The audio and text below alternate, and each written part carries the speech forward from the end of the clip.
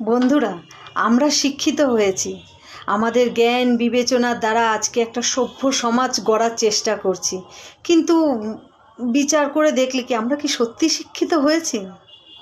আমাদের এখনও এই প্রজন্মে এসেও আমাদের যখন একটা কন্যা সন্তান জন্মায়, আমরা কিন্তু ছোট থেকেই চেষ্টা করি যে তাকে ছোট থেকে পরিবারের কাজকর্ম শিখিয়ে ওকে বড় করে তোলার। কিন্তু সেটা কি একটা ছেলের ক্ষেত্রে করি?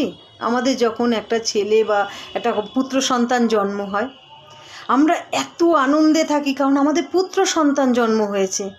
তাকে তোলা তোলা করে রাখি, তাকে ঘরের কাজে হাত লাগাতে দিই না। মায়ের সাথে সাথে আমরা একবারও বলি না যে বাবা আয় তো আমার হাতে হাতে একটু জামা কাপড়টা মেলে দে, বাবা হাতে হাতে বাসন কাটা মেজে দে। আমরা কিন্তু বলি না।